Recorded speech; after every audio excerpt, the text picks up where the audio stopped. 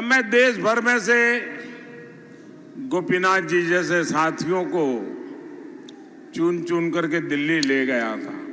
गोपीनाथ जी के पास मुझसे भी ज्यादा अनुभव था और यहां जब आया हूं तो स्वाभाविक रूप से गोपीनाथ जी की याद आना और जो मैं कमी महसूस करता हूं वो मुझे फील होता है। बीड़ का हमारे स्वर्गीय गोपीनाथ मुंडे जी से दिल का रिश्ता रहा है।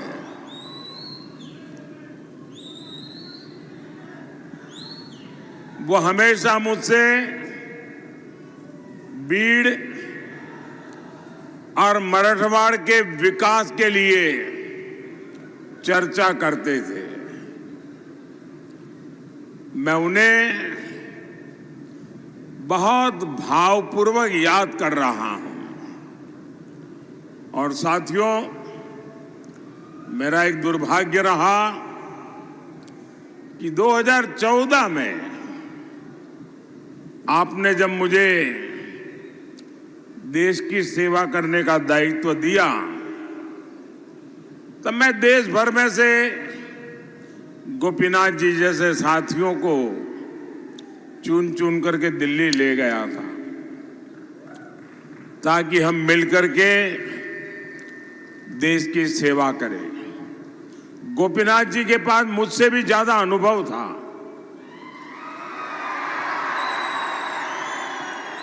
लेकिन मेरा ये दुर्भाग्य रहा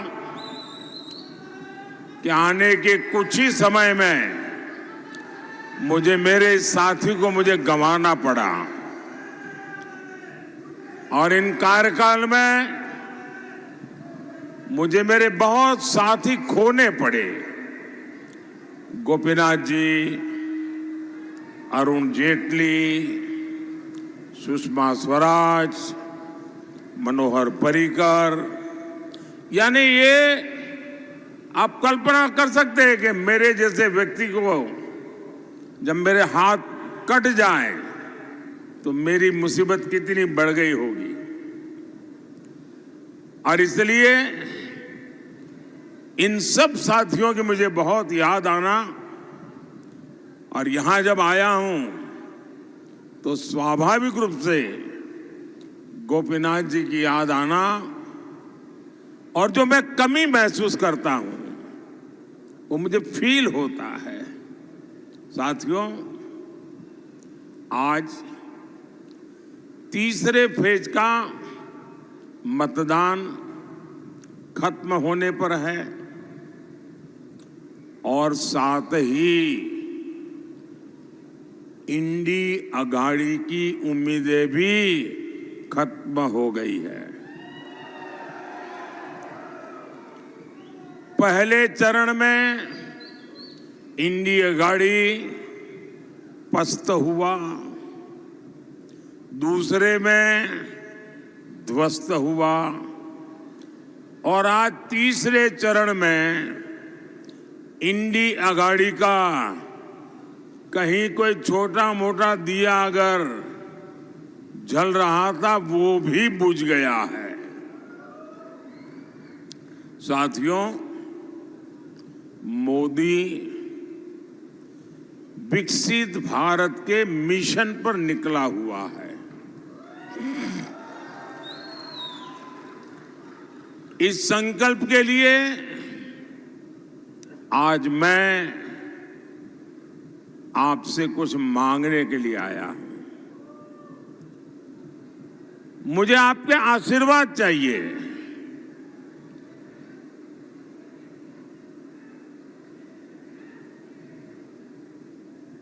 और मेरी विरासत आप ही है। आपकी आने वाली पीढ़ियां वो ही मेरी विरासत है। मैं आपके भविष्य को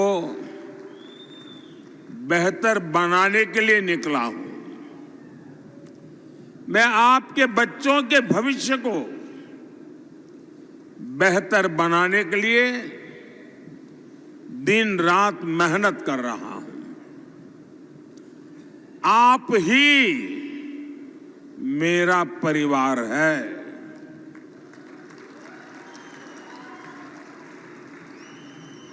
मेरा भारत, मेरा परिवार। लेकिन साथियों, आप जानते हैं, ये इंडी अगाड़ी किस एजेंडे के साथ चुनाव में है? इनका एक ही एजेंडा है। ये सरकार में आएंगे तो मिशन कैंसल चलाएंगे। इन्होंने कहा, इंडी वाले जब सरकार में आए तो वो आर्टिकल 370 जो मोदी ने हटाया है उसको ही हटा करके फिर बिठा देंगे। इंडी वाले सरकार में आए तो मोदी जो सीएए लाया है उसको कैंसल करेंगे। इंडी वाले सरकार में आए तो मोदी जो 3 तलाक के खिलाफ कानून लाए हैं उसको कैंसल करेंगे। ये लोग मोदी जो किसान सम्मान निधि का पैसा किसानों को भेजता है उसको कैंसल कर देंगे। मोदी जो मुफ्त राशन की योजना लेकर के गरीब को मुफ्त राशन दे रहा है उसको कैंसल कर देंगे। हम देश के 55 करोड़ गरीबों को 5 लाख रुपए तक का मुफ्त इलाज दे रहे हैं। कांग्रेस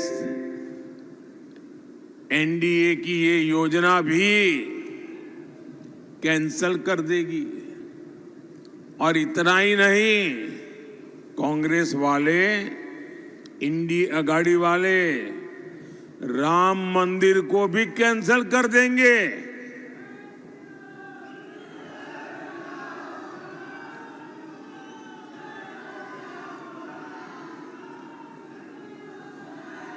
आप चौंकिए नहीं। एक पुराने कांग्रेसी नेता ने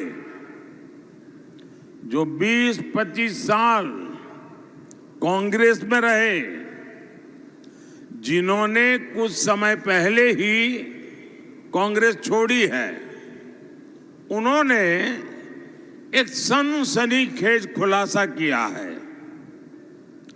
उन्होंने बताया है कि जब कोर्ट से राम मंदिर के पक्ष में फैसला आया था तो शहजादे ने खास लोगों की एक मीटिंग बुलाई थी।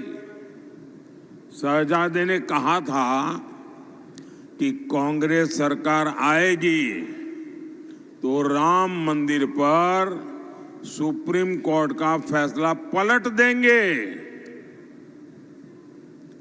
इनके पिताजी ने तुष्टीकरण के लिए 3 तलाक के मामले में साहबानो केस में सुप्रीम कोर्ट का जो जजमेंट आया था उसके निर्णय को पलट दिया था। कहते हैं वैसे ही अब राम मंदिर के फैसले को भी पलट देंगे। साथियों, आज ही इंडी गठबंधन के एक और नेता ने कहा है कि राम मंदिर तो बेकार है। बताइए, यही नेता पहले भगवान राम की पूजा को पाखंड बता चुके हैं। किसी और धर्म के लिए ये ऐसी भाषा सपने में भी बोलने की हिम्मत नहीं दिखा सकते, लेकिन तुष्टीकरण के लिए, वोट बैंक के लिए ये लोग बार बार प्रभु श्री राम का, राम भक्तों का लगातार अपमान कर रहे हैं।